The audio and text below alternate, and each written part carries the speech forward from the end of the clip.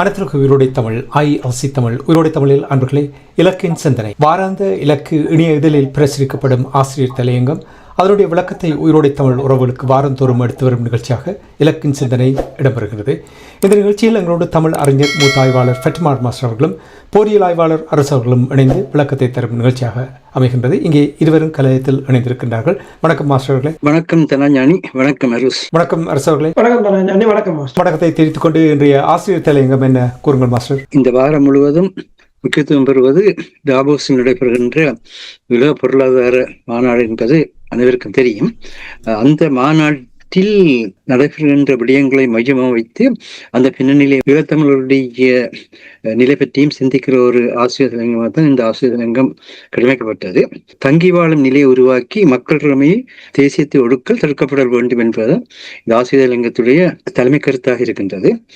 Davos உலக பொருளாதார மாநாட்டில் அமெரிக்க அரசு தலைவர் டொனால்ட் ட்ரம்ப் தனது 2வது பதவி காலத்தில் ஓராண்டு ஜனவரி 20 நிறைவு செய்த நிலையில் மறுநாள் ஜனவரி 21 ஆற்றிய உரை புதிய உலக அரசியல் முறைமையில் அமெரிக்கா தனது பழைய ஒரு முனைவாக்கத்தன்மையை கட்டமைப்பதற்கு செய்யும் கடும் முயற்சியினை உலக தெளிவாக கண்டுகொண்டது. இது குறித்து ஜான் கிரேஸ் பிரித்தானியாவின் தி கார்டியன் ஆங்கில நாளிதழில் 22/26 எலோங் கம்ஸ் ட்ரம்ப் அண்ட் அவர் எம்பரர்ஸ் ஹேவ் நோ க்ளோத்ஸ் என்ற ஆங்கில தலைப்பில் ஆராய்கையில் அடுத்து என்ன சொல்வது அல்லது என்ன செய்வது என்பது குறித்து விற்கப்படாத நிலையும் ஆனால் தாங்களே எல்லாவற்றையும் செய்தோம் என உரிமை கோரும் போக்கும் தெளிவாக இருந்ததென அழகாக விளக்கியிருந்தார். எங்களுடைய அரசியல் தலைவர்களுக்கும் கூட பொருந்தும். மற்றொரு ஆய்வாளர் டேவிட் ஸ்மித் வாஷிங்டனிலிருந்து தன்னை வெள்ளையரின் நம்பிக்கையாக தனது இனவாதத்தில் தோய்ந்த டாவோஸ் உரையில் வெளிப்படுத்தினார் என்பதை Trump paint himself as a great white hope in racism Trench Davos speech என்ற தலைப்பில் செய்த ஆய்வில் அரசு தலைவரின் சோமாலிய வசைப்பொழிவையும் அவருடைய குடிவரவு கொள்கை வகுப்பாளரான ஸ்டீவன் மில்லர்ஸின் அதிதீவிர வலதுசாரி கருத்துக்களை ஊக்கப்படுத்தும் வகையில் ஐரோப்பிய தலைமைகளை கேவலமாக பேசியதையும் உபதலைப்பாக அமைத்து ஆய்வு செய்திருந்தார். அத்துடன் டேவிட் ஸ்மித் டொனால்ட் ட்ரம்ப் பீரங்கி குழாய் போன்று தன் உரையை நிகழ்த்தினார் என கூறிவிட்டு பிரான்சின் அரசு தலைவர் இமானுவேல் மேக்ரோன் அணிந்திருந்த அவியேட்டர் சன்கிளாஸை கேலி செய்தார். கனடா அமெரிக்காவிலேயே வாழ்கிறது என கனடாவின் பிரதமர் மாக்கானியை வசைபாடினார். சுவிசேத் தங்களாலேயே நல்ல நாடாக இருப்பதாக தன்னைத்தானே புரிந்து கொண்டார். டென்மார்க் 6 மணித்தியாலத்தில் கிரீன்லாந்தை இலக்கை இருந்த நேரத்தில் தாங்களே 2வது உலக யுத்த நேரத்தில் தோண்டி நிமித்தி விட்டதாக வியந்து கொண்டார். ஆனால் எல்லாவற்றையும் உடைக்கும் தனது சொல்லாட்சி கலைக்கு மத்தியில் தான் ஐரோப்பாவை ஒன்றுபடுத்தவே முயல்வதாக பிரகடனம் செய்தார். இதுவே அவருடைய இருண்ட நயவஞ்சமான தீய நோக்குடைய திட்டமாக உள்ளது என தனது கருத்தையும் அந்த ஆய்வாளர் குறிப்பிட்டிருந்தார்.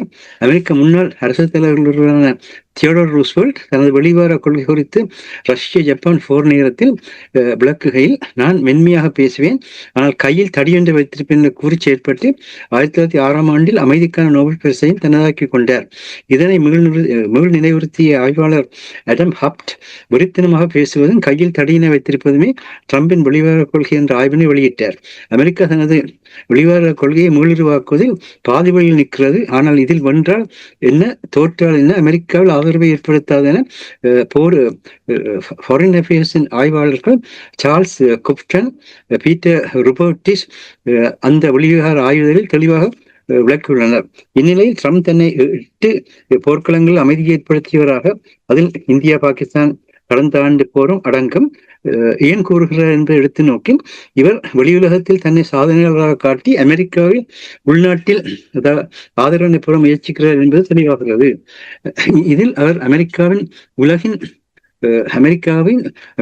உலகின் நகரகாவலராக பிரகடனப்படுத்தியமையே உலகில் கடந்த சில மாதங்களில் நடைபெற்ற அமெரிக்காவின் அனைத்துலக சட்டங்களை தூர வீசிய வரலாறுகள் எடுத்திருக்கின்றன. விவகாரத்தில் உலக சுகாதார நிறுவனத்துக்கு தான் கடந்த ஆண்டு கொடுத்த விலகல் அறிவிப்பை நடைமுறைப்படுத்தி அமெரிக்கா விலகியுள்ளது. பில்கேட் அவர்களே உலக சுகாதார நிறுவனம் முக்கியமானது என்கிற கருத்தை வெளியிட்டிருக்கின்றார். உலகில் பெரும் தொற்றுக்கள் ஏற்பட்டால் அமெரிக்கா உட்பட முழு உலகமே பலத்த அழிவுகளை சந்திக்கும் என்பது யதார்த்தமான உண்மை. காலநிலை சமநிலையை பாதுகாக்கும் முயற்சியிலும் இருந்து அமெரிக்கா விலகிவிட்டது. இவையெல்லாம் அமெரிக்கா தன்னை உலகில் இருந்து தனிமையாக்கிக் கொள்வதனை தெளிவாக்குகின்றது. இத்தகைய சூழலில் கனடிய பிரதமரின் டாவோஸ் உரை மத்திய சக்தியுடைய நாடுகள் இணைந்து செயற்படுவதன் மூலமே உலகை காப்பாற்ற முடியும் என்பது மிக முக்கிய அழைப்பாக உள்ளது. அமெரிக்க அரசு தலைவரின் 2வது உலக வருகை உலக அரசியலில் தங்கி வாழ்தலை உருவாக்கி மக்கள் இளமையோடுக்கும் அரசியல் தந்திரோபாயத்தை கடந்த ஆண்டு முழுவதும் தனது நிறைவேற்ற அதிகாரமுள்ள அமெரிக்க அரசு அதிபர் பதவி மூலம் வெளிப்படுத்தி உலகின் புதிய அரசியல் ஒழுங்கில் அமெரிக்காவின் பழைய போர்முனை முனைவாக்க தலைமை வரி விதிப்பு போர்முறை மூலமும் தன்னியக்க ஆயுத பாதுகாவல் தாக்கியளித்தல் போர்முறை மூலமும் மீள நிறுவெடுக்கும் முயற்சிகளை நியாயப்படுத்த உலகின் சட்ட ஒழுங்குமுறைகளை தானே மீறி வந்தார். இத்தகைய போக்கும் ஒரு காலனித்துவ ஆட்சி முறைமை என்பதையே கனடாவின் பிரதமர் உரையும் அதை மாற்ற முயலும் அவரின் அழைப்பும் எடுத்து விளக்கியிருக்கின்றது. மேலும் தற்போது ஐக்கிய சபைக்கு சமாந்தரமான அமெரிக்கா சார்பான உலக சபையினை நிறுவும் உடன்படிக்கையையும் அவர் எதிர்பார்த்த 35 நாடுகளில் 20 மட்டுமே கலந்து கொண்ட நிலையில் பிரான்ஸ், பிரித்தானியா, நோர்வே, ஸ்வீடன் போன்ற ஐரோப்பாவின் முக்கிய நாடுகளை கலந்து கொள்ளாத நிலையில் 22/1/2026 டாவோஸில் அமைதிக்கான சபை என்று கையெழுத்திட்டுள்ளார். இதன்படி தன்னை டீல் மேக்கர் அரசியல் தலைமை என தானே போலவும் செய்துள்ளார். இவர் ஐக்கிய நாடுகள் சபைக்கு சமாந்தரமான தனக்கு சார்பமான உலக சபை அமைத்தல் என்ற உள்நோக்கின் முதல் வெளிப்பாடாக காசாவின் அமைதியை நிறுவும் 60 நாடுகளின் இக்கட்டமைப்பை வெளிப்படுத்தியுள்ளார். இதில் பங்கேற்க அழைக்கப்பட்டுள்ள 60 நாடுகளும் வைப்பு நிதியாக $1 பில்லியன் அமெரிக்க வைப்பு செய்தல் முன் நிபந்தனையும் உள்ளது. இதுவரை இஸ்ரேல் தன்னுடன் வரலாற்று தொடர்புள்ள பலஸ்தீனிய தேச இனத்துடன் இணக்க அரசியலுக்கு சிந்திக்காததன் விளைவாக இஸ்ரேலின் இறமை பேரளவில் இருக்க அனைத்து உலக நாடுகள் 60 இஸ்ரேலின் இறமை பகிர்வை கூட்டாண்மை பங்காண்மை கொண்ட உலக நிலப்பரப்பாக காசா நிலங்களை மாறுவதை இனி இஸ்ரேலினால் கூட தடுக்க இயலாது என்பது உண்மை. மக்களின் அரசியல் எதிர்காலத்தினை தீர்மானிக்க அவர்களில் இருந்து ஒன்றுமே பிரிக்க இயலாத அவர்களின் சுயாட்சி உரிமை எனும் மக்கள் உரிமையை செயற்படாத செய்வதன் மூலமே அவர்களின் இந்த மண் எங்களின் சொந்த மண் என்கின்ற மக்கள் இறமை உணர்வை அவர்கள் செயற்படுத்துவதற்கு அடிப்படை தளமாக உள்ள தாயக தேசிய தன்னாட்சியுடன் கூடிய அவர்களின் தேச ஒருமைப்பாட்டை உடைக்கும் தந்திரபாயம் உனக்கு நான் பெரியன செய்கின்றேன் என்று ஒருவர் நில உரிமையை அதில் அவர் விரும்பியவாறு உழைக்கும் உரிமையை கட்டுப்படுத்துகின்ற பொழுது இயல்பாகவே அந்த தேச மக்கள் அதனை செய்பவருக்கு அடிமையாவதை தமது விருப்பின் பெயரில் ஏற்பதற்கான சமூக பொருளாதார அரசியல் ஆன்மீக அழுத்தங்கள் அந்த மக்கள் இனத்தின் மேல் வலுக்கட்டாயமாக திணிக்கப்படுகையில் அதனையே மக்கள் தமது சமகால வாழ்வுக்கான நம்பிக்கையாக வழியாக ஏற்கும் அளவுக்கு திட்டமிட்ட முறையில் வல்லாண்மைகளின் பிராந்திய மேலாண்மைகள் முதலாளித்துவ மேலாண்மைகள் நேரடியாக அனைத்துலக சட்டங்களை செயலற்றதாக்கி உலகின் எந்த மூலையிலும் தங்களை நிலைப்படுத்துதல் தொழில்நுட்ப தமது பல வலிமையால் பலத்தால் தீர்மானங்களுக்கு கட்டுப்படுத்துதல் நிதி மதி முகாமித்துவங்கள் மக்கள் நல சேவை பணிகள் மருத்துவம் போக்குவரத்து சந்தை தேவைகள் எல்லாமே வல்லாண்மைகளின் கூட்டாண்மைகள் அடக்கப்பட்டுவிடும். இதுவே இன்றைய உலகின் பொருளாதார அரசியல் முழுமையாக உள்ளது.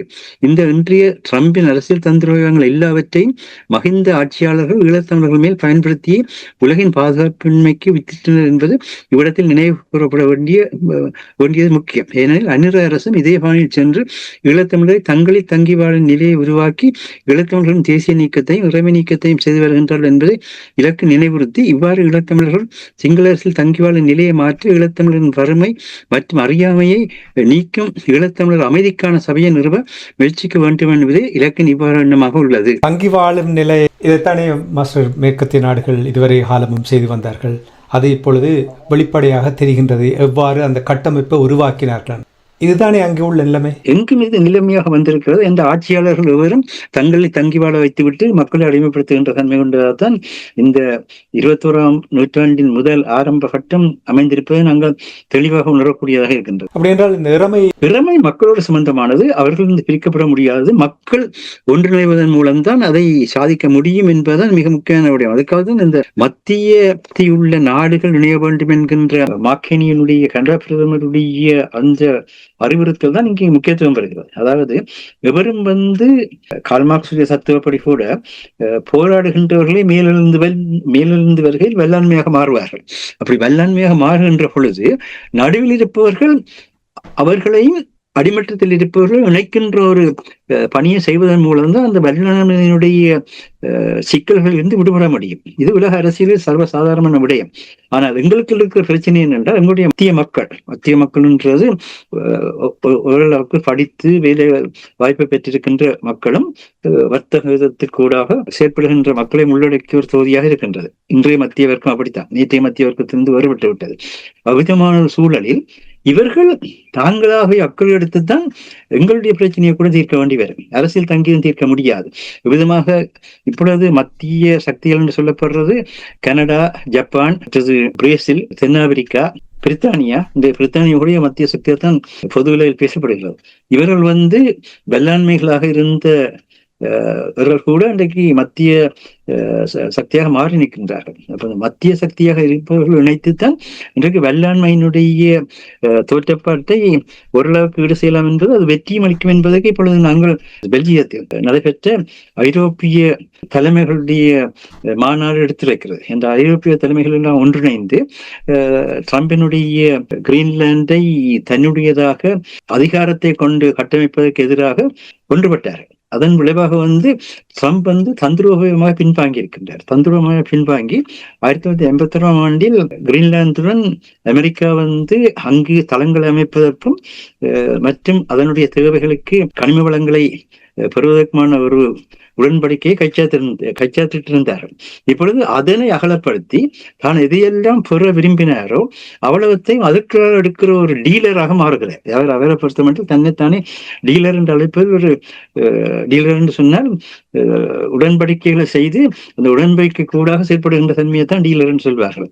அவர் பொழுது என்ன செய்கின்றார் என்றால், இப்ப இந்த நாடுகள் குறிப்பாக ஐரோப்பிய நாடுகள், அதிலும் சிறப்பாக பிரான்ஸ், பிரித்தானியா போன்றே கடும் எதிர்ப்பை தெரிவித்தவுடன் அதுடன் கிரீன்லாந்துல ஐரோப்பிய படைகள் இறக்கப்பட்ட ஒரு நிலையையும் அவர் உணர்கின்ற பொழுது இது தனக்கான வேறு சிக்கல்களை உருவாக்கும் என்பதை அவர் தெளிவாக புரிந்து கொள்கிறார். அப்படி தெளிவாக புரிந்து கொண்டாலும் அவர் தன்னுடைய நிலைப்பாட்டிலிருந்து அவர் வெளியே வருவார் இன்றைக்கு எந்த உத்தரவாதமும் இல்லை. அது தெளிவாக இன்றைக்கு அங்க டென்மார்க்ல மக்கள்கிட்ட கேட்டவரை அவர் சொன்னார்கள், நாங்கள் இவரை ஒரு பொழுது நம்ப மாட்டோம், இவர் இன்றைக்கு கொண்டு சொல்வார், நாளை கொண்டு சொல்வார், இப்பொழுது தான் செய்ய நினைப்பதை அமைதியான முறையில் செய்வதற்கான ஒரு சந்தர்ப்பத்தை உருவாக்குகின்றது என்றுதான் சொல்வார்கள்.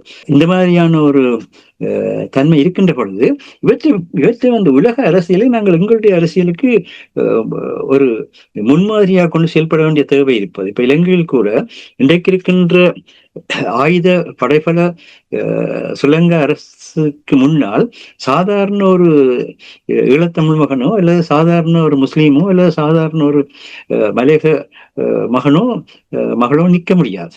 அவர்களுடைய அந்த அழுத்தத்துக்கு முன்னால் இவர்கள் தங்கி வாழும் நிலைத்தான் இருக்கின்றார்கள். இதனை அமெரிக்காவும் சேர்ந்து நிர்வகிக்கியது. அது வேறு விடயம்.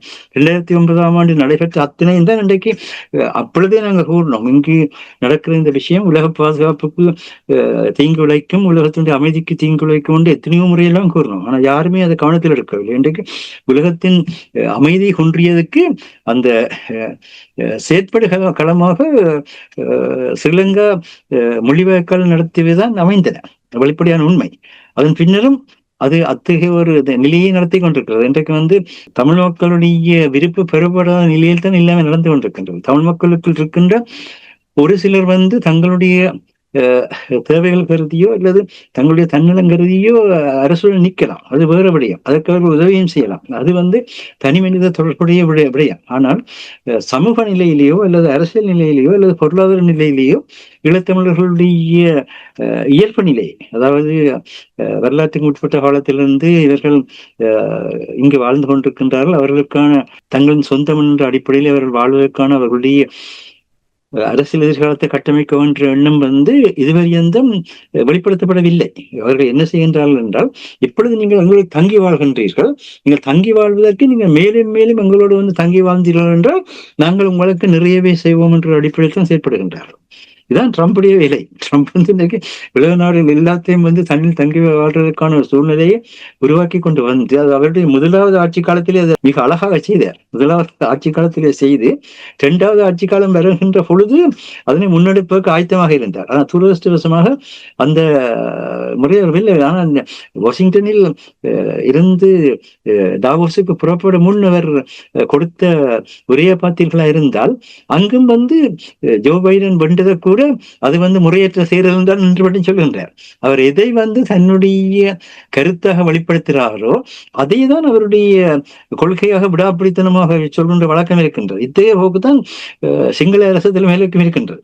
சிங்கள அரசு தலைமைகளும் தாங்கள் எதை கூறினார்களோ அதனையே முடிந்த முடிவாக வெளிப்படுத்திக் கொண்டிருக்கின்றார். அந்த முடிந்த முடிவாக இருக்கிறதை மாற்றாமல் இருக்கின்றார்கள். இப்பொழுது அரசியலமைப்பு மாற்றத்தை பற்றி எல்லாம் பேசுகின்றார். ஆனால் இதுவரை எந்த தேசிய மக்கள் சக்தி தன்னை ஒரு இடதுசாரி தன்மை கொண்ட பின்னணியில் வளர்ந்து வந்தது என்று பெருமை பேசிக் கொள்கின்ற நிலையில் இடதுசாரி தன்மை பின்னணியில் வந்து இலங்கை எல்லா மக்களுக்கும் சொந்தமான நாடு என்பதையோ சட்டத்தின் முன் எல்லாரும் சமம் என்பதையோ இதுவரை எந்த ஒரு இடத்திலும் கூட உறுதிப்படுத்தவில்லை.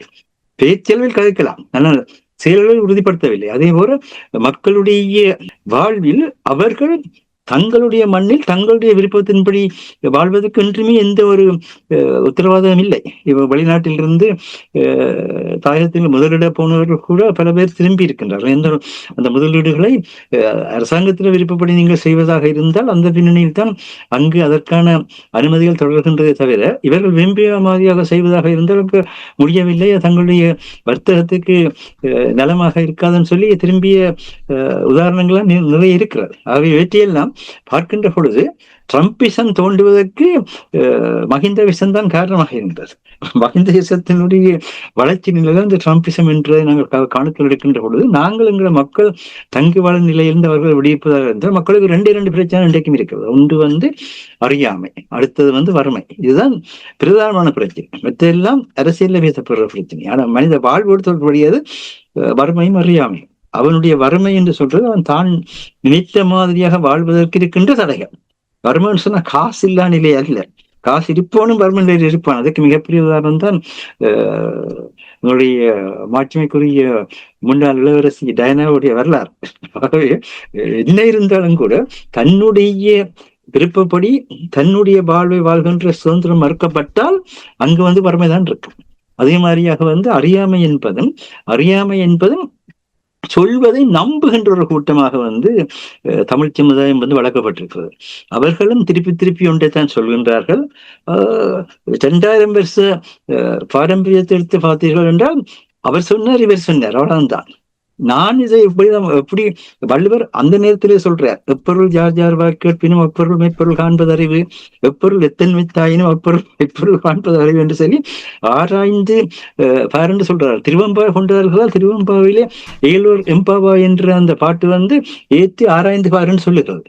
ஆனால் ஆண்டாளம் வந்து அதே மாதிரி திருப்பாவையிலே வந்து அதே மாதிரியாக ஏலோர்னு சொல்லிக்கல ஏற்று ஆராய்ந்து பாருங்கள்னு சொல்லுகிறது. ஆனால் நாங்கள் யாராவது ஏற்று ஆராய்ந்து பார்க்கிறோமா? என்ன செய்கிறோம்? நாங்க பிடிச்ச முயலுக்கு 3 கால். அந்த முயல் வந்து இன்றைக்கும் வந்து எந்த இடத்துல நின்றுதோ அந்த இடத்துல நிற்கும். இந்த 3 வருடங்கள் அது ஓடியலாம். அப்படிதான் நடக்கிறது. நன்றி மாஸ்டர் அரசர்களே. உங்களிடம் இப்ப தங்கி வாழும் நிலைமையை உருவாக்கி சர்வதேச சட்டங்களை உருவாக்கி தங்களுக்கு தேவையான அமைப்புகளை உருவாக்கி எல்லைகளை தெரியாத ஒரு எல்லையை போட்டு வைத்து இப்பொழுது கப்பம் கேட்கிறார்கள். அப்படி என்றால் எப்படி மக்களுடைய இறமையை தேசியத்தை ஒடுக்கலிலிருந்து தடுப்பது எப்படி? அதான் அந்த பிரச்சனை என்னன்னு சொன்னால், இது முன்னைய காலத்தில் உங்களுக்கு தெரியும், காலனித்துவ காலத்தில் படங்கள் பார்த்திருப்பீர்கள். தமிழ் படத்துல கப்பம் கேட்கிறாய், எதற்கு கேட்கிறாய், வட்டி கேட்கிறாய், அப்படி எல்லாம் கேட்டிருப்பீர்கள். ஆனால் அது இவ்வளவு காலமும் பலருக்கு தெரியாமல் கட்டிக்கொண்டு இருந்தார்கள். ஆனால் இப்போது அதை தெரிந்தே கேட்க வேண்டிய ஒரு நிலைக்கு கப்பம் கேட்கிறவரும் வந்துட்டார், கப்பம் கொடுக்கிறவரும் சிலர் இப்போது கேள்வி கேட்கிற நிலைக்கு வந்துட்டினோம். என்று சொன்னால் அடிக்கு மேல் அடி அடித்தால் அம்மியின் நகரம் என்றது மாதிரி இனி ஏலாது என்றைக்க திருப்பி அடிக்க வேண்டும் என்ற ஒரு நிலைக்கு வந்துட்டார்கள். அது இரண்டும் உலக ஒழுங்கு உடைந்து விட்டது என்றதுதான். இப்ப இன்றைக்கு வியாழக்கிழமை அமெரிக்கா ஒபிஷியலாக WHO விலகுது. ஆனால் அதுக்கு கட்ட வேண்டிய காசு $265 மில்லியன் கட்டாம விலகுறாங்க. அந்த காசும் கட்டப்படவில்லை. அந்த காசுக்காக கடன் எடுத்து எங்கேயாவது டெவலப்பிங் கண்ட்ரீஸ்ல UN எதுவும் ப்ரொஜெக்ட் செய்திருந்தால் அதை நீ வேற நாடுகள் மீதுதான் விடும். அப்ப அமெரிக்காவை பொறுத்தவரையில் தாங்களுக்கு பலன் இல்லை, அதாவது இந்த அமைப்புகளை எல்லாவற்றையும் கட்டி அமைத்தது என்று சொன்னால், இந்த அமைப்புக்கு 100 மில்லியனை கொடுத்தால் அந்த அமைப்பு மறைமுகமாக இந்த நாடுகளிடமிருந்து $1 ட்ரில்லியனை உழைக்கும். இல்லை என்று சொன்னால் இல்லை. அப்ப அந்த இவ்வளவு காலம் அது நடந்தது, இப்போது அது பிரச்சனையாக வருகிறது. அப்ப தங்களுக்கான ஒரு உலக ஒழுங்கை அமைக்க வேண்டும். இப்போது கூடி நின்றவர்களுக்கே பிரச்சனை. என்னடா கூட்டமா தான் கொள்ளையடிச்சது. இப்ப நாங்கள் ஒருத்தர் மீது குற்றம் சொல்ல முடியாது. கொள்ளையில ஒரு கும்பல்லாம் இருந்தது. அந்த கும்பலுக்குள்ளேயே இப்ப பிரச்சனையாக போய்விட்டது. என்று சொன்னால் இந்த கும்பல தலைவரால இவ்வளவு நாளும் அடிச்ச இடத்துல அடிக்க முடியாது. ஏன்னா அவங்க தொழில்நுட்பத்தால வளர்ந்துட்டாங்க, எல்லோரும் படிச்சிருக்கிறாங்க, எல்லோரும் தங்கள் அதாவது தொழில்நுட்பத்தை கற்றிருக்கிறார்கள், எல்லோரும் மேலே வந்திருக்கிறார். அப்ப அந்த ஏமாற்றுத்தனங்கள் பலிக்கவில்லை என்ற போது இப்போது கூட்டத்துக்குள் குழப்பம். அதாவது அந்த களவெடுத்தவர்களுக்கு எப்போதும் அந்த களவு ஒன்றில் முதல் பக்கத்து வீட்டுல கை வைப்பார். அது முடியுதென்றால் தன் சொந்த வீட்டுல கை வைப்பார். அப்ப காணின்ற கதறல் பிரச்சனை இல்லை. அவர் நல்லாத்தான் பேசியிருந்தார். ஆனால் ஒப்புக்கொள்கிறார், தாங்களும் இந்த கும்பல்ல தான் இருந்த நாங்கள் என்று சொல்லி. ஆனால் புதிய உலக ஒழுங்கு இனிமேல் பழைய உலக ஒழுங்குக்கு போமாட்டம் என்றே கூறுகிறார். அமெரிக்காவின் நிலைமையும் அப்படியாகத்தான் இருக்கின்றது. எதற்கெடுத்தாலும் வரி எல்லாம், அதாவது உலகத்தின் எல்லா உலக ஒழுங்கும் முடிஞ்சுது. அதுதான் மார்கானிஸ் கூறுகிறார். WTO வேர்ல்ட் ட்ரேட் ஆர்கனைசேஷன் முடிஞ்சுது, UN முடிஞ்சுது, எல்லாம் முடிஞ்சது. அதுகளால இனி உங்களை காப்பாற்ற முடியாது. அவர் ஒரு உலகத்தின் ஒரு அபிவிருத்தி அடைந்த நாட்டின் ஒரு தகுதிமிக்க தலைவராக அவர் இறுதியாக இந்த மக்களுக்கு சொன்னது அது ஒன்றுதான். ஆனால் பொறுப்பு இல்லையா? மேற்கத்திய நாடுகள், வளர்ந்து வந்த நாடுகள், இப்படி தனியொரு நாடு இவ்வாறு கப்பம் கேட்பதும் தங்களை பாதுகாப்பதற்கான சட்டங்களை கொண்டு வந்து செயல்படுத்தி கொண்டிருந்தார்கள். அவர்களோடு சுபகோகத்தை அனுபவித்தார்கள். அவர்களுக்கு இது தொடர்பாக குற்ற உணர்வு இல்லையா? இவ்வளவு காலம் அவர்களும் அனுபவித்தார்கள் தானே, என்னென்று இப்படி இப்ப சொல்ல முடியும்? உண்மைதான். இப்போ உலகத்திலேயே நிம்மதியாக நித்திரை கொள்பவர் வடகொரிய அதிபராகத்தான் இருக்கும்னு நினைக்கிறேன். என்று சொன்னால் மிகுதி எவருக்குமே நிம்மதியற்ற நிலைமையாகத்தான் இருக்கிறது. எப்பவும் தண்ட நிலைமையில் நின்று கொண்டிருந்தால் இந்த இவ்வளவு பிரச்சனை வந்திருக்காது. இப்ப ஐரோப்பிய ஒன்றியத்தின் தலைவி கூறுகிறார், தாங்கள் உடனடியாகவே ஐரோப்பாவின் பொருளாதாரத்தை நிமித்த வேண்டும், இராணுவத்தை கட்ட வேண்டும், எங்க இருந்து காசு எடுப்பீங்கள், எங்க இருந்து கட்டுவீங்கள், இனி நீங்களும் முந்தி களவெடுத்து நீங்கள் களவெடுக்கவும் இடம் இல்லை. என்ன உங்களை களவெடுக்க ஒருத்தன் வந்துட்டான், அதல்ல பிரச்சனை. இப்ப விடகாலமும் கூட்டம் எங்க போய் எடுக்கிறது காசு? அப்ப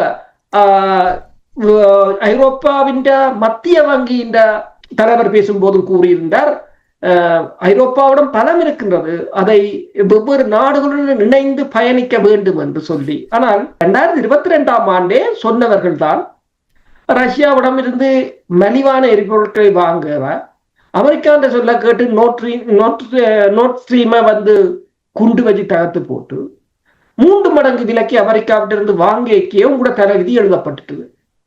இப்ப உண்மையா அந்த மக்கள், அதாவது பூட்டின் ஒன்றை கூறியிருக்கிறார் என்னென்றால், ஐரோப்பாவுடன் சமாதானம் செய்து பேச்சுக்களை நடத்தலாம், ஆனால் அது விளங்குற அளவுக்கான அறிவாளியான தலைவர்கள் ஐரோப்பாவில் இல்லை. அப்ப என்ன செய்யறோம்? அதான் கூறுகிறார் என்னடா, உண்மையில் நாங்கள் பேசுவதை இப்ப மாக்காணியை பொறுத்தவரையில் ஒத்துக்கொள்கிறார், பல விடயங்களை ஒத்துக்கொள்கிறார். சீனாவிடம் போகிறார், சீனாவிடம் போனதையும் அவர் சொல்கிறார். சீனாவின் 50,000 கார்களை இறக்குமதி செய்ய ஒப்புக்கொண்டிருக்கின்றார். 2 ஆண்டுகளுக்கு முன் சீனா மனித உரிமைகள் மீறல் செய்கிறது, தடை செய்ய வேண்டும், அது செய்ய வேண்டும், இது செய்ய வேண்டும் என்றார்கள். இப்பொழுது தேவை வந்தவுடன் அதை எல்லாம் போய்விட்டது. உண்மைதான். அதுதான் அந்த பிரச்சனை. இப்ப நீங்கள் ஒவ்வொரு ஆண்டும் உலகம் மாறிக்கொண்டுதான் இருக்கின்றது. இப்போது ட்ரம்ப் வந்து ஈரான் மீதான தாக்குதலை நடத்துவதற்கு முற்பட்டிருந்தாலும் அது முடியவில்லை. இந்த வருட முடிவுக்குள் கியூபாவில் மாற்றப்படும் என்று கூறியிருக்கிறார். சுவிட்சர்லாந்தில் வைத்து கூறியிருக்கின்றார் கியூபாவின் இது மாற்றப்படும் என்று. இப்ப இந்த ஆண்டு மிகப்பெரிய ஒரு பிரச்சனைக்குரிய ஆண்டாகத்தான் இருக்கும். நாங்கள் இந்த ஆண்டின் ஆரம்பத்திற்குரிய இதை தொடர்பாக கூறியிருந்தோம். இத்தாலிய பிரதமர் மெலோனி அவர்களும் அதைத்தான் கூறியிருந்தார். 2025 விட 26 வந்து மிக பயங்கரமானதாக இருக்கும் என்று சொல்லி, பொருளாதார ரீதியாகவும் சரி, மக்களோட வாழ்க்கை தரமாக இருந்தாலும் சரி, சுகாதாரத்துறையாக இருந்தாலும் சரி. இப்ப யோசிச்சு பாருங்கள், உலக சுகாதார நிறுவனம் உடைந்து விடக்கூடிய ஒரு நிலை. அமெரிக்காவை நிதி கொடுக்க முடியாது என்று சொன்னால் ஏனைய நாடுகளால் கொடுக்க முடியாது என்றால், ஏனைய நாடுகள் அமெரிக்காவுக்கு வட்டி கட்டுவதற்கே காசு இல்லை, அமெரிக்காவுக்கு வரி கட்டுவதற்கே காசு இல்லை. அப்ப ஐக்கிய நாடுகள் சபை முற்றுமுழுதாக எல்லா என்ஜிஓக்களும் உடைந்து விடக்கூடிய ஒரு நிலையாகத்தான் இருக்கின்றது. பெருமளவான வேலை இல்லா திண்டாட்டங்கள் வரும். பெருமளவான பணங்கள் இந்த பங்கு சந்தைகளில் மனிப்புலேட் பண்ணியே உங்கள் பணங்கள் அத்தனையும் கொள்ளையடிக்கப்படும். ஒரு இது வந்து நான் நினைக்கிறேன், பொருளியல் நிபுணர்களாக இருந்தாலும் சரி, அரசியல் ஆய்வாளர்களாக இருந்தாலும் சரி, அவர்கள்ட்ட கருத்தின் அடிப்படையில் இன்னும் ஒரு 2-3 வருடங்கள் செல்லும் இது நோமலுக்கு ஒரு அமர்ந்து வருவதற்கு. அது வரையும் இவ்வாறான ஒரு நிலையில் தான் நாங்கள் பயணிக்க வேண்டும். 2-3 வருடங்கள் எடுத்தாலே ஓரளவுக்கு பரவாயில்லை போல் இருக்கின்றதில்லை வேலை பார்க்கும் பொழுது. மாஸ்டர், உங்களிடம் நீங்கள் இந்த உலக ஒழுங்கு தொடர்பாக கூறும் பொழுது, நீங்கள் கூறினீர்கள் தேசியத்தை ஒடுக்கல் செய்வதை தடுப்பது தொடர்பாக கூறும் பொழுது, டொனால்ட் ட்ரம்ப் அவர்களுடைய செயல்பாடு இப்போ பாருங்கள், வெனிசுவேலாவுக்கு சென்றதும் அந்த உரிமையுள்ள நாட்டுக்கு சென்று அந்த நாட்டுடைய தலைவரை கடத்தி கொண்டு வந்தார்கள். இனி மற்ற நாடுகளிடம் கப்பம் கேட்பதும், இனி இப்போ கிரீன்லாந்து தொடர்பாக நீங்கள் கூறினீர்கள், ஏற்கனவே அது பெருசாக பேசப்படுகின்ற ஒரு விடயமாக இருக்கிறது. இவர்களுடைய இந்த நடவடிக்கை, இப்போ உலகத்தில் சட்டங்கள் இருக்கின்றது, அந்த சட்டங்களை கடைப்பிடிக்க வேண்டிய நிலைமை இருக்கு. இப்போ இலங்கை எடுத்தீர்கள் என்றால் உங்களுக்கு தெரியும், ஈழத்தமிழர்களை இன கருவறுப்பு செய்து அழித்ததும் எனக்கு நல்ல ஞாபகம் இருக்கிறது. கோட்டாபாய ராஜபக்ஷ சொன்னார், நீங்கள் போய் ஈராக்கில் என்ன செய்தீர்கள், உங்களுக்கும் அதில் போர்க்குற்றம் இருக்கிறது தானே என்று கூறினார்கள். இப்போ டொனால்ட் ட்ரம்ப் அவர்கள் இவ்வாறு ஒரு முன்னுதாரணமாக இப்படி செயல்படுவது ஏனைய நாடுகளுக்கும் ஸ்ரீலங்காவுக்கும் இது கதவை திறந்து விடுகின்றதா இவ்வாறான அந்த ஒடுக்கலை தொடர்வதற்கு? ஸ்ரீலங்கா திறந்த கதவு கூடாக ட்ரம்ப் நடந்து கொண்டிருக்கிறார். அதான் உண்மை. ஸ்ரீலங்கா கதவு கேளாது. ஸ்ரீலங்கா தான் உலகத்துல வந்து அனைத்து சட்டங்களும் என்ன மாதிரியாக ஒரு அரசாங்கம் வந்து மீறலாம், அதை எப்படி உலக நாடுகள் எல்லாம் அங்கீகரிக்கலாம் என்று அந்த உலகத்துக்கான அந்த வாயில திறந்து விட்டவர்கள் அவர்கள். அதனால நீங்க சொல்ல போல ட்ரம்ப் வந்து உண்மையில வந்து ட்ரம்ப் நல்ல மனுஷன். இதை பார்த்துத்தான் இப்படி ஒரு சின்ன நாடே இந்த மாதிரியாக வந்து அங்க வந்து இவ்வளவு கட்டித்தனமாக மற்றாக்கள் நிலத்தை பிடுங்குறாங்க, மற்றாக்களோட உழைப்பை பிடுங்குறாங்க, நான் செய்த என்ற நிலைக்கு வந்த என்பால் வரலாற்று உண்மை. ஆகவே நாங்கள் வந்து வரலாற்றுல ஒரு இடத்துல நடக்கிற பார்த்தா ஒரு இடத்துல மாற்றம் பாராது. நீங்கள் கூர்மா போல இந்த சூழ்நிலை எதிர்க்கிறதுக்கான வழியை வந்து காணி வந்து அழகாக கனடா பிரதமர் சொல்றார். அதாவது இதுல பிரச்சனை என்னன்னு சொன்னா, நீங்கள் முதலாவது இது காலனித்துவ பிரச்சனை ஏற்றுக்கொள்ளுங்க. இப்ப எங்கட பிரச்சனை கூட ஈழத்தமிழர்கள் தங்களுக்கு மேல ஸ்ரீலங்கா செய்வது காலனித்துவ பிரச்சனை யாராவது சொல்லுவினமா? வாங்கோ வந்து சொல்லுங்கோ, எங்களுக்கு ஸ்ரீலங்கா வந்து நவகாலித்துவம் செய்யுதுன்னு 6வது ஈழத்தமிழர் அரசியல்வாதி சொல்றானா? ஆனா கனடிய பிரதமரே சொல்றாரு, இப்ப நடந்து கொண்டிருக்கு எல்லாம் காலனித்துவ விளையாட்டு தான்ட்டு. இந்த பிரித்தானிய காலனித்துவம் வந்து தந்த காலனித்துவத்தை ஸ்ரீலங்காவுக்கு பாரப்படுத்தி அதான் இந்த பிப்ரவரி மாசம் 4ஆம் தேதி கரிநாளாகவே இன்றைக்கும் வந்து தமிழர் பாக்குறாங்க. ஆனா அத கரிநாளா பாக்குறது வந்து இவ்வளவு நீண்ட காலத்துக்கு தேவையான கூட சில கேட்பார்கள். 48 நடந்ததுக்கு நீங்கள் கிட்டத்தட்ட 78 வருஷத்துக்கு பிறகு அது என்ன கூறுவான் கேட்கிற முட்டாள் கூட இருக்கின்றார்கள். அதை எதுக்காக கேட்கிறார்கள் என்றால், அன்றைக்கு காலனித்துவ ஆட்சியில் இருந்து எங்களுடைய மக்கள் விலகவில்லை என்பதை எடுத்து காட்டுவதற்கு. காலனித்துவ ஆட்சி புதிய ஒரு நவகாலனித்துவத்தை பெற்றிருக்கிறது. அதைத்தான் அவர் வந்து சொல்லவழிக்கிறது. ட்ரம்புடைய இந்த முறைமைக்கு ஊடாக உலகம் புதிய காலனித்துவத்தில் போகின்றது. அப்படி புதிய காலனித்துவத்தில் போகின்ற பொழுது காலனித்துவ ஆட்சிகள் எப்படி மக்கள் வென்றார்கள்? ஒற்றுமையின் மூலம் வந்து மீட்டார்கள். மக்கள் ஒற்றுமைப்பட்டுத்தான் வென்றார்கள். இன்றைக்கு வந்து கிரீன்லாந்துல வந்து ட்ரம்ப் கொஞ்சம் அடக்கி வாசிக்க வெளிப்பட்டிருக்கிறார் என்றா, அது அடக்கி வாசிக்க வெளிப்பட்டது காரணம் ஐரோப்பிய தலைவர்கள் எல்லாம் ஒன்றுபட்டது. அதனாலதான் இந்த ஒற்றுமையை பார்த்தாவது நாங்கள் உணர்ந்து கொள்ளலாம். இன்றைக்கு ஐரோப்பால இருக்கிற எல்லா நாடுகளுக்கும் இடையும் எல்லாருமே தோளுக்கு மேல் தோல் கை போடுகிற ஒரு உறவு நிலை இல்லை. அது எல்லாருக்கும் தெரியும். தோளுக்கு மேல் தோல் கை போடுற நிலை இல்லை. அப்படியான ஒரு சூழல்ல வந்து அவர்கள் தங்களுக்குள்ள இருக்கிற பேதங்களை ஒரு பக்கத்துல வைக்கிட்டு, அது பிரித்தானிய பிரதமர் அந்த உத்திய கையாண்டவர். அதாவது வந்து விரும்புகிற விடயத்தில் கூட்டணி, விரும்புகிற விடயத்தில் கூட்டணி என்ற பின்னணியில நாடுகளுக்குள்ள பிரச்சனை இருக்கலாம். ஆனா அந்த விரும்புகிற விடயம் வந்து மிக முக்கியம் என்று வரைக்குள்ள அவர்கள் கூட்டணியில் இணைகிறார்கள். எங்கடாக செய்வார்கள்? முதலாவது நவகாலனித்துவத்தை பற்றிய கேள்வியை கேட்டோம். ரெண்டாவது அதுல இருந்து விடுபடுறதுக்கு நீங்கள் வந்து கூட்டணி அமைக்கிறதுக்கு முயற்சிப்பீங்களா? அந்த ஒரு விடயத்தில் அதற்கு நவகாலத்துக்கான பிரச்சனை என்ன?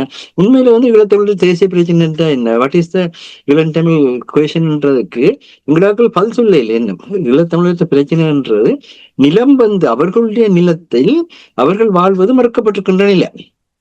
அதான் இந்த மன்னங்கள் சொந்த மன்னன் சொன்னார்கள். இது சொல்வார்களா?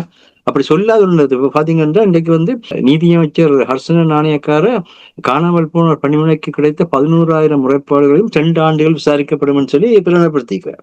கேட்க மிக அழகான வார்த்தை. சரியா?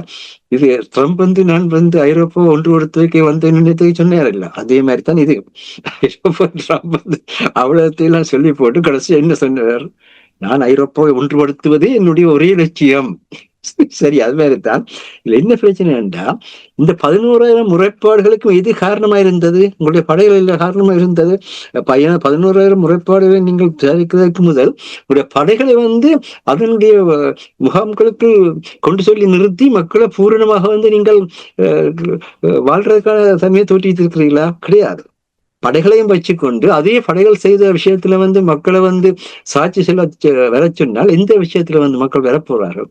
எப்படி அது சாத்தியமாகும்? யோசிச்சு பாருங்க எங்க இருக்கு பிரச்சனைன்னு சொல்லி. பாத்தீங்கன்னா நேற்றைக்கு கடந்த வாரத்துல வந்து ஜப்பான் முன்னாள் பிரதமர் சின்சோ அபேயை வந்து நாராவில வச்சு 2022ஆம் ஆண்டு ஜூலை 28ஆம் தேதி ஜமஹாமி என்கின்றவர் சுட்டுக் கொண்டார். நேற்றைக்கு அந்த விசாரணை கடந்த வாரத்தில் நடைபெற்ற பொழுது அவர்கள் என்ன செய்தார்கள்? இனிமேல் அப்படியான தன்மை வராம இருக்கிறதுக்கு என்ன காரணம் என்று பார்த்தா, இவர் பழைய பிரதமர் சின்சோ அபே வந்து அங்கே இருந்த யூனிபிகேஷன் சர்ச் என்று சொல்லப்படுற அந்த சர்ச்சுக்கு மக்கள் எல்லார்ட்ட இருந்தும் காசு கொடுப்பிச்சிருக்கிறேன். அப்ப அவன் சொல்றான், அவனுக்கு 45 வயசு, அந்த ஜஹமி என்றவனுக்கு 45 வயசு. அவன் சொல்றான், என்னுடைய தாயார் வந்து அந்த யூனிபிகேஷன் சர்ச்சுக்கு வந்து பெருந்தொகையான பணத்தை வழங்கித்தான் நான் வந்து இன்றைக்கு வாழ முடியாத நிலையில வந்து புறம்பப்பட்டு போய் நிற்கின்றான்.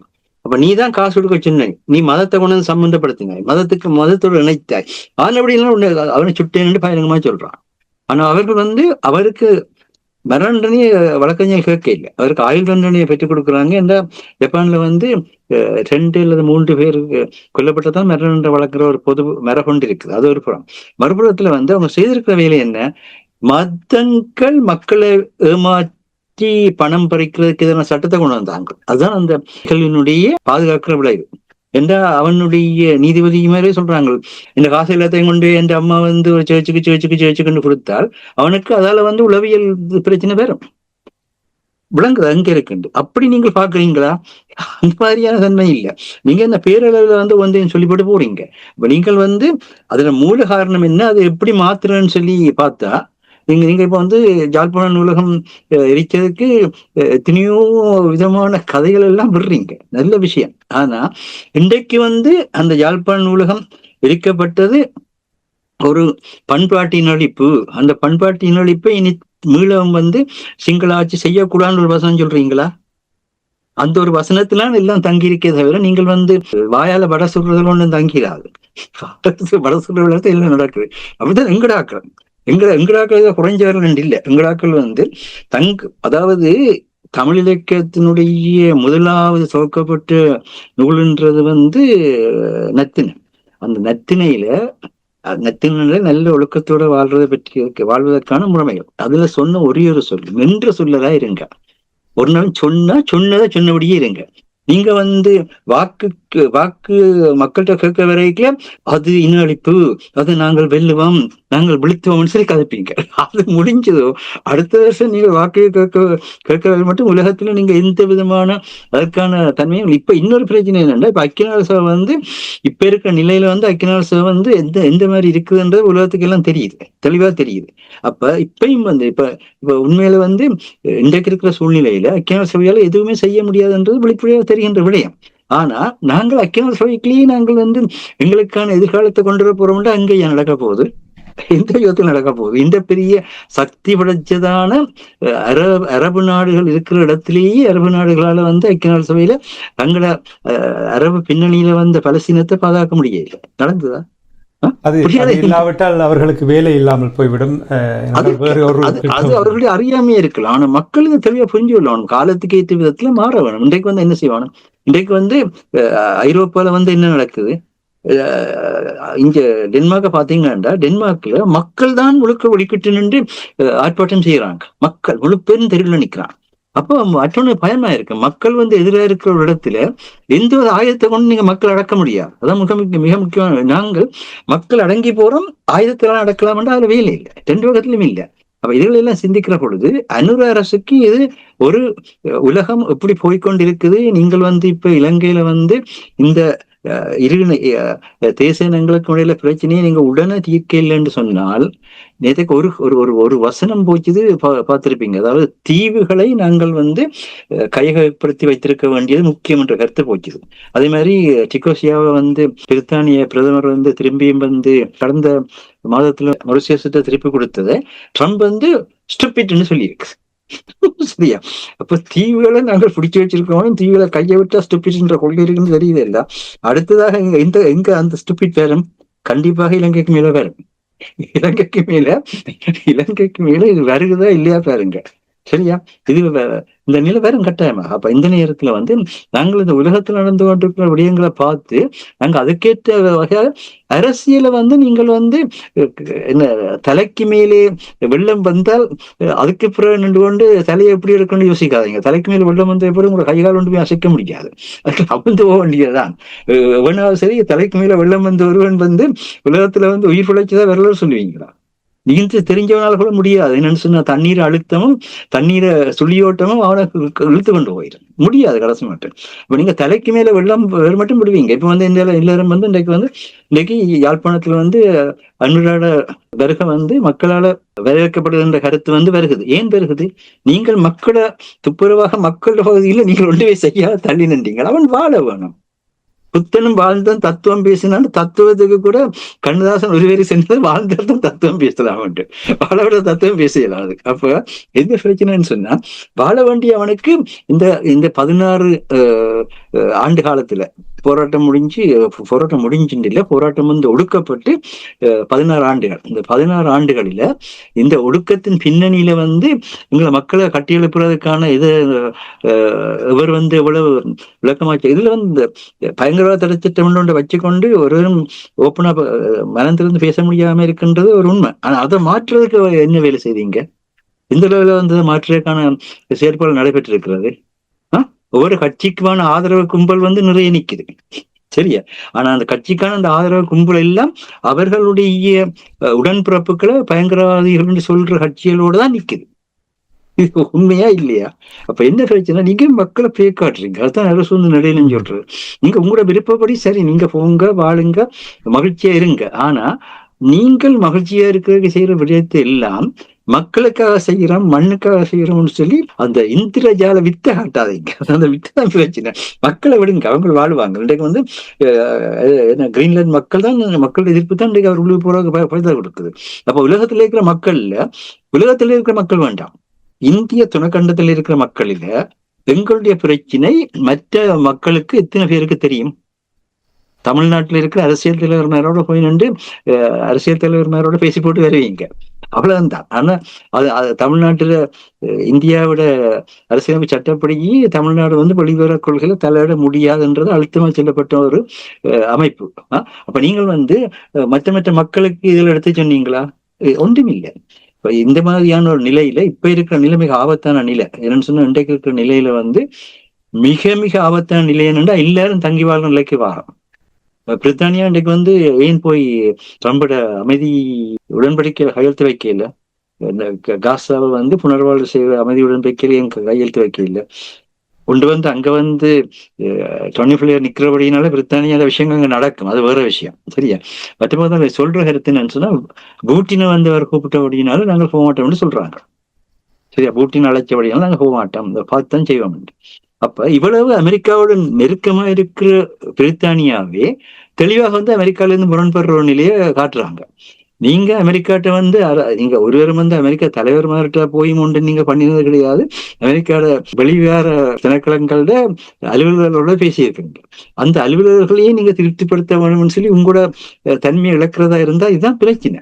அவங்க இன்றைக்கு அமெரிக்கா பிரித்தானியா எவ்வளவு நட்பு நாடு, ஆனா எவ்வளவு தெளிவா சொல்றாங்க. இன்றைக்கு நீங்கள் எங்களுடைய இதுல பூட்டின் இதை பற்றி அந்த நிலத்தை தெளிவாக்க நாங்கள் கையெழுத்து வைக்க மாட்டோம். இப்படி நீங்களும் சொல்லுங்க, எல்லாரும் பேசுங்க, எல்லாரும் வாங்க, நல்ல விஷயம். நீங்க எனக்கு நண்பர்கள் வச்சிருக்கீங்க, தமிழருக்கு இவ்வளவு நண்பர்கள் இருக்குன்ற பார்க்க எங்களுக்கு சந்தோஷமா இருக்கு, நல்ல விஷயம். ஆனா அந்த இடத்துல தயவு செய்து உண்மையும் நேர்மையும் கொண்ட நின்ற சொல்லராக இருங்க. மக்களோட பிரச்சனை என்னன்றது மக்களோட பிரச்சனைகளாக கதைங்க. அதான் இன்றைக்கு இருக்கிற மிக முக்கியமான தேவையாக இருக்கிறது. நன்றி மாஸ்டர். நாங்கள் நிகழ்ச்சி என்று கொண்டு வர வேண்டும். அரசர்களே, உலக ஒழுங்கு தொடர்பாக கூறும்பொழுது காலனித்துவ காலம் தொடர்பாக நீங்கள் இருவருமே தொற்றிருந்தீர்கள். கூட்டு களவாணிகள் அந்த நாடுகளுக்கு சென்று அந்த நாட்டில் இருக்கின்ற வளங்களை அள்ளிக்கொண்டு வெளியில் வந்தார்கள். இப்பொழுது அந்த வளம் கொஞ்சம் கொஞ்சமாக குறைந்து போனதால் தான் இப்பொழுது இந்த நாடுகள் இன்னொரு நாட்டை கைப்பற்றுவதற்கான நிலைமை ஏற்படுத்தி இருக்கிறது, உலக ஒழுங்கை மாற்றி இருக்கிறது என்று சொல்லும் பொழுது இந்த இடத்துல ஒரே ஒரு விஷயம், எங்களுடைய மன்னார் கடல்ல இருந்த முத்துக்களை பிரித்தானியா தான் அள்ளி சென்றது எல்லாருக்கும் தெரியும். இவ்வளவு காலத்துக்கு பிரித்தானியத்தை கேட்டிருக்கீங்களா? திரும்பியும் அதே மன்னார் கடல்ல முத்தை விளைவிக்கிறதுக்குரிய நவீன முறைகளை பயன்படுத்தி திருப்பியும் முத்தை விளைவிக்கிறதுக்குரிய முயற்சிகளை செய்யுங்க. யாராவது கேட்டிருக்கிறீங்களா? நல்ல கேள்விதான். யாரிடம் கேட்பது என்றுதான் ஒரு பெரிய கேள்வியாக இருக்கிறது. பிரதம மந்திரிடத்துல கேட்கப்பட வேண்டிய கேள்வி இல்ல, யார் கேட்க வேண்டும், யார் கேட்க போகிறாங்க? இப்ப பிடிக்கிற மீனையே கேட்கிறாங்க இல்ல, எத்தனையோ 100 வயதுக்கு முத்த கேட்பாங்கன்னு யோசிக்கிறீங்களா? முத்து நிறைந்தது இல்ல, இப்ப எங்களோட பொருளாதாரம் இருந்தது முத்து என்ன, அதான் பிரச்சனை. தங்கட மக்களை வித்தாவது தங்கட சுகபோகத்தை அல்லது அந்த வெள்ளக்காரனையும் இந்தியாவையும் அல்லது வேற நாட்டுக்காரரையும் சந்தோஷப்படுத்துறதுதான் முக்கிய பணி. கடன் பணி செய்து கிடப்பது என்ற கொள்கையோட இருக்கிறாங்க. அப்ப என்னத்தை செய்கிறது? காலத்துவ காலங்கள் தொடர்பாக டொனால்ட் ட்ரம்பினுடைய நகர்வுகள் தொடர்பாக கூறும்பொழுது உலக ஒழுங்கில் தெளிவாக தெரிகிறது, மாற்றம் வந்துவிட்டது. சட்டங்கள் இல்லாத ஒரு நிலைமை இருக்கு. இப்போ மாஸ்டர் கூறினார், ஐக்கிய நாடுகள் சபை இயங்காத ஒரு நிலைமை பார்க்கக்கூடிய. அப்படி என்றால் இது இலங்கைக்கும் ஈழத்தமிழர்களுக்கும் இது என்ன நிலைமை ஏற்படுத்தி இருக்கிறது? மாஸ்டர் தெளிவா சொன்னாரு, நீ ஐக்கிய நாடுகள் சபை இயங்காதென்று. இப்ப நாங்கள் சொன்னாலும் மகள் சில வேளை கேட்க மாட்டாங்க, அதுக்கு வேற எதுவும் சொல்லுவாங்க. மாக்காணி சொல்லி இருக்கிறாரு, போய் வாசிச்சு பார்க்க சொல்லுங்க. யுஎன் எல்லாம் இணங்காது, நீங்களே உங்களை பாதுகாக்க வேண்டும் என்று. இப்ப மாஸ்டர் சொல்ல கொண்டு சொல்லி அதன் அர்த்தம் என்ன? அதெல்லாம் இனி பேர் யுஎன் எல்லாத்தையும் ஓகே செய்யுங்க, நான் அதை மக்களுக்கு நம்பிக்கை ஊட்ட வேண்டாம். இப்ப நான் என்ன சொல்லுகிறேன் என்று சொன்னால், அப்ப அடுத்தது என்ன? நீங்க நாடுகளுடன் தான் பேச வேண்டும். மாக்காணி அதைத்தான் சொன்னார். நாடுகள் இப்ப எங்களிடமும் பலம் இருக்கின்றது. என்ன பலம்? நாடுகளுடன் நீங்கள் கதை பேச வேண்டும். அதுதான் மாற்றி. இப்ப ட்ரம்ப் என்ன செய்யறார்? தனக்குரிய ஒரு ஐநாவை உருவாக்குறார், தனக்குரிய ஒரு சட்டம். இப்ப பீஸ் கவுன்சில் என்று சொன்னால் ட்ரம்ப் சொன்னால் ஒரு பீஸ், நீ அவர் இந்த நாட்டு பிரச்சனைக்கும் ஒரு சபை அமைப்பார். அப்ப இனி சபையில சேராதவ வட்டி கட்டணும், கப்பம். அப்ப சொல்ல போனா கப்பம் கட்டணும், சேர்றவர் கப்பம் கட்ட தேவையில்லை. அப்படி ஒரு நிலைமையாகத்தான் இருக்கும். அப்ப இதுல எத்தனை நாட்டோட நீங்கள் பேச போறீங்க, எத்தனை நாட்டோட கதைக்க போறீங்க, பேசுறீர்கள். சரி, இந்த பிரச்சனை ஒன்று. இப்ப வடக்கு கடல்ல உழவு மீன்பிடியல் உழவு பிரச்சனை இருக்கு. நீங்கள் வேற நாடுகிட்ட கேட்டீங்களா? இப்ப இந்திய மீனவர் மீன்களுக்கு தடை விதிக்க சொல்லி ஏற்றுமதியில் இங்க இருந்து இல்லீகலான பிஷிங். இப்ப அமெரிக்கா தடை விதிச்சிருக்கு இலங்கையில ராடுக்கு என்னன்னு சொன்னா இல்லீகலான பிஷிங். அது மறைமுகமா அவங்க இதுக்குத்தான் தடை செய்திருக்கிறாங்க. இலங்கையில பிடிக்கப்படுற அமெரிக்காவுக்கு தான் இந்தியாவுக்கு தான் தடை போட்டிருக்கிறாங்க. இப்ப அடுத்தது இல்லை அதையும் இயலாது என்று சொன்னால் இந்த கஞ்சா வருகுது, யாழ்ப்பாணத்தின் கலாச்சாரம் சீரழியுது. ஆறாவது அமெரிக்க தூதரகத்திட்ட போய் கேட்டீங்களா நீங்கள் அமெரிக்க கடற்படையை கொண்டு வந்து விடுங்கன்னு? கேட்கலாம், பிரச்சனை இல்லை. இப்ப ட்ரம்பின் காலத்துல எதுக்கும் சாத்தியம்தான். ஆனா நீங்கள் கேட்க வேண்டும். அவர் பிஸியானார். அவர் ஒரு வருஷம் முடியக்க இந்த ஃபைல் கட்டோட வந்தவர். யாரும் வருவீங்களா?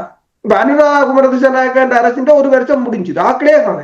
ஆனால் இந்த பெரிய கட்டடம் அப்ப நிருபர் கேட்க ஏன் கட்டடம் வாரன்னு ஒரு வரியம் நான் செய்ததை உங்களுக்கு காட்டணும். அப்ப அப்படியான பிஸியானார். ஆனால் நீங்கள் சொன்னால் இப்ப மாஸ்டர் சொன்னார் இந்த டிகோ காசியா அந்த தீவை திருப்பி கொடுத்தத கூட அவருக்கு கோபம், மொரிசியஸ் கொடுத்தது. இப்ப இலங்கை ஒரு தீவு, அவருக்கு முக்கியமானது ஒன்று என்னென்று சொன்னால், நீங்கள் ஒன்று மேசை, இப்ப மாக்காணி ஒன்றை சொன்னார். என்ன சொன்னார் என்றால் இறுதியாக, நீங்கள் மேசையில் இருக்க வேண்டும், இல்லை என்று சொன்னால் மெனுவாக மாற்றப்படுவீர்கள். நீங்கள் மெனு கார்டுல இப்ப நாங்கள் நீங்கள் சாப்பிடப்படுவீர்கள். ஒன்றில் மேசையில இருங்கள், இல்லாட்டி மெனு கார்டுல இருப்பீங்க. நீங்கள் உங்களோட பேர் அங்க இருக்கும், பாடவனோட பண்ணுவானோ இதுல ஒன்றா அதுல ஒன்றாட்டு. அப்ப என்ன பிரச்சனை என்று சொன்னால் அவரே சொல்லி நீங்கள் அந்த உரையை படியுங்கள், படிச்சு பார்த்தாலே தெரியும். இந்த சூழல், இந்த நிலைமைகள் எல்லாம் இலங்கைக்கு இது எவ்வாறான ஒரு சாதகமான ஒரு நிலையா இருக்குதா, பாதகமாக இருக்கு என்றால் அவர்களும் சிந்திக்க வேண்டும். அப்படி அந்த தீவை சரியாக இயக்கவில்லை என்று சொன்னால் சுவிட்சம் கிடைக்க போவதில்லை. அவர்கள் எவ்வாறு இதை கையாளுவார்கள் என்று நீங்கள் எதிர்பார்க்கிறீர்கள்? உண்மைதான். என்னென்று சொன்னால் இலங்கையை பொறுத்தவரையில் இலங்கை இவ்வளவு காலமும் எவ்வாறு இயங்கியது என்று உங்களுக்கு தெரியும். சிங்களவர்கள் இந்தியாவுக்கு அவ்வளவு எதிர்ப்பாக இருந்தாலும், ராஜீவ்காந்திக்கு துப்பாக்கியால் அடித்தாலும், இந்தியாவையும் தன் பக்கம் வைத்துக் கொண்டு பயணித்தவர்களான் அவர்கள். ராஜதந்திரம் என்றது அதுதான். நாங்கள் எத்தனை தடவைகள் சொல்லிவிட்டோம், ஒரு ப்ரொஜெக்டை யாழ்ப்பாணத்தில் அல்ல வடபோது செய்யிருந்தாலும் வெளிநாடுகளிடம் போய் கேளுங்கள், அவர்களிடம் உறவை ஏற்படுத்துங்கள் என்று. இல்லை, இங்குள்ள மக்களா சேர்ந்து உங்களுக்குள்ளேயே கூடி கும்மி அடிச்சு போட்டு பார்த்தால் அனைத்துலகத்திலிருந்து செய்தது சொல்லுவோம். அனைத்துலகத்திலிருந்து செய்ததுன்றா அமெரிக்க ஜனாதிபதி செய்யல, அங்க இருக்கிற உங்களுடையாக்கெல்லாம் செய்தது, அதான் அனைத்துலகம் என்றால் அப்படி ஒரு ஏமாற்றிட்டான். ஆனா இலங்கை அரசு அப்படி இல்லை, ஒவ்வொரு இடத்தையும் ஒவ்வொருத்தரையும் சேர்க்கிறாங்க. இப்ப சீனா வந்தால் கையாளுறான், இப்ப சுவிட்சர்லாந்துல வந்திருக்கிறார் ஹரணி. எந்த நேரமும் மாறலாம். நெடுக இலங்கை பிச்சைக்கார நாடாக இருக்கார். நான் போன முறையே சொன்னேன், 2026 ஆண்டுக்கான IMF பெர் கேபிட்டா ஒரு தனிநபர் வருமானத்துல தெற்காசியாவில மாலத்தீவு $14,000, அதுக்கு அடுத்ததாக இலங்கை தான் $4,800 இருக்குது. அதுக்கு பிறகு பூட்டான், அதுக்கு பிறகுதான் இந்தியாவே இருக்கிறது. நீங்கள் இலங்கை பஞ்சப்பட்டிருக்கிறது, இலங்கை கஷ்டப்பட்டிருக்கிறது என்று பருப்பு சீனி அனுப்புறவ இனி இந்தியாவுக்கு அனுப்பினீங்கன்னா நல்லா யோசிக்க. என்னண்டா, முதலாவது அந்த மக்களுக்கு அந்த மக்கள்ல அதிகாரத்தை யோசியுங்க. அதிகாரம் அவர்களுடைய இறமை. மாக்காணி சொன்னதும் அதுதான்.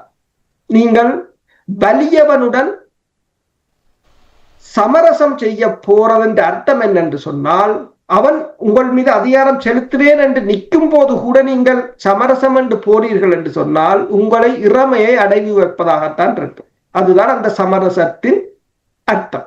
நன்றி. ஒரு விஷயம் என்னென்றால், நீங்க அந்த மீன்பிடியை பற்றி சொன்னீங்க. உலகத்துல எத்தனை மீன்பிடி தொழிலாளர் அமைப்புகள் இருக்கு. எந்த ஒரு மீன்பிடி தொழிலாளர் அமைப்புக்காவது இலங்கையில என்ன நடக்குன்னு தெரியுமா? இப்ப உலகத்துல கடல்ல இருக்கிற மீனவரை பாதுகாக்கிறதுக்குன்னு சொல்லி எத்தனையோ அமைப்புகள் செயற்பட்டு கொண்டிருக்கு. ஒரு உயிரை பாதுகாக்கிறதுக்கு செயற்படுகிறது, அவருடைய பொருளாதாரத்தை பாதுகாக்கிறதுக்கு செயற்படு, இப்படி எல்லாம் இருக்கு உலகத்துல இல்லாமல் இல்லை. இப்ப நீங்க எந்த ஒரு என்னோட மறைந்த மலிய தலைவர் தொண்டமான் பேசுகின்ற பொழுது ஒருக்கா சொன்னார், நாங்கள் நாங்கள் இன்றைக்கு இந்த தப்பி பிழைத்து வாழ்றதுக்கு காரணம் உலகத்தில் இருக்கிற தொழிலாளர் சங்கங்களோடு நாங்கள் இணைந்து நின்று அவர்களுக்கான நாங்கள் இந்த நிலைக்கு வந்த நாங்களே தவிர எந்த ஒரு நாட்டாலும் இல்லை என்று சொன்னார். நீங்க உங்களோட மண்ணில நடந்த வரலாற்றையே பாருங்க. அந்த மண்ணில குடியுரிமை இல்லைன்னு சொல்ல மறுக்கப்பட்ட ஒரு மக்கள் உலகத்தில் இருக்கிற தொழிலாளர் சங்கங்களை சார்ந்து நின்றுதான் அவங்க தங்களை கட்டமைச்சு கொண்டாங்க. நீங்க சொல்லுவீங்க நீங்க பெரிய படிப்பாளிகள், நீங்கள் பெரிய அறிஞர்கள், நீங்கள் பெரிய உலகத்தினுடைய சட்டவேதர்கள் சொல்லிக் கொடுங்க. ஆனா அந்த மக்கள் எப்படி செயற்பட்டார்கள்? உலகத்தில் இருக்க தொழிலாளர் வர்க்கத்துடன் இணைந்தார்கள். இன்றைக்கும் எத்தனையோ தொழிலாளர் அமைப்புகள் மலைய மக்களை பற்றிய தன்மையில வெளிப்படுத்திக் கொண்டுதான் இருக்கு. நாங்கள் உலகத்தில் இருக்கிற இந்த மக்கள் அமைப்புகளோட செயற்படுறோம். எங்களுக்கு தெரிஞ்சது என்ன, இலங்கையில பாராளுமன்றத்துல என்ன நடக்குது, அமைச்சரவையில என்ன நடக்குது, அரசு அதிபர் என்ன செய்யறாரு, இவ்வளவுத்தையும் கதைக்க வரும். நீங்கள் சொல்லும் பொழுது யோசித்துக் கொண்டிருந்தேன். இப்ப உலக நாடுகளில் இந்த மாற்றங்கள் ஏற்பட்டபடியா அந்தந்த நாடுகள் தங்களுடைய ஸ்ட்ராட்டஜியை எப்படி மாற்ற வேண்டும் என்று எல்லாம் யோசித்து அதற்கேற்றவாறு திட்டங்களை போடும் பொழுது யோசித்துக் கொண்டிருந்தேன். தமிழர்கள் என்ன விதமான ஸ்ட்ராட்டஜி மாற்றத்தை ஏற்படுத்த போகிறார்கள் யோசித்தேன். ஏதாவது முதல் ஸ்ட்ராட்டஜி ஏற்படுத்துறதுக்கு உலக அரசியல் பற்றிய தெளிவுகள் ஏற்படுத்தப்பட வேண்டும். உலக அரசியல் பற்றியது இப்ப இன்றைக்கு நடந்து கொண்டிருக்கிற உலக அரசியல் எத்தனை பேருக்கு விளங்கும்?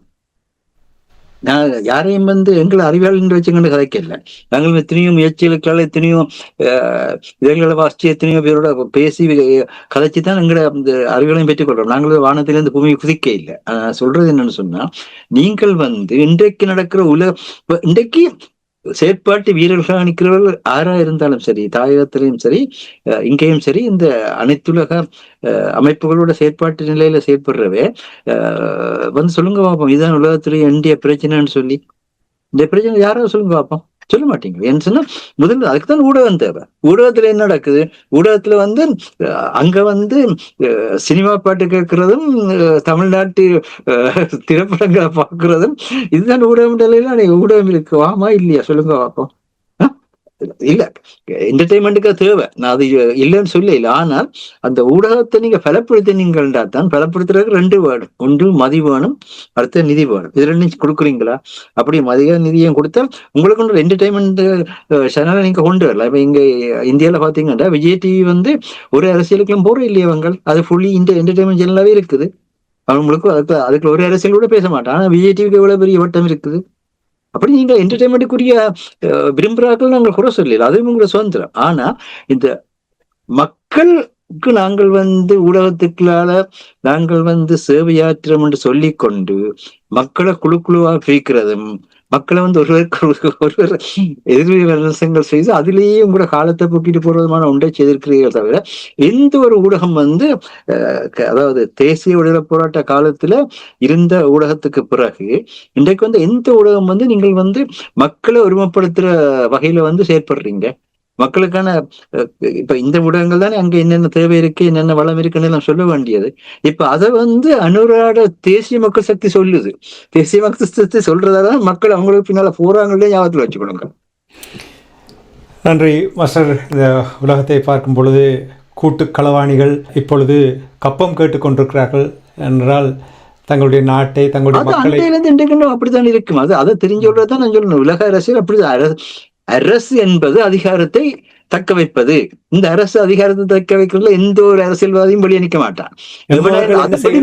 என்னுடைய கேள்வியாக இருக்கிறது. மக்கள் தான் அந்த அதிகாரத்தை இல்லாம பண்றது சேர்க்கிறது எல்லாம் மக்கள். இப்ப ட்ரம்ப் போன கிழமை இங்க கிரீன்லாண்ட்ல போய் இறங்கி இருக்கும். ஏன்? மக்களோட எதிர்ப்பால போயிலாமே இருக்குது. எங்களோட இடத்துல எவனும் பெறலாம், எவனும் போகலாம்.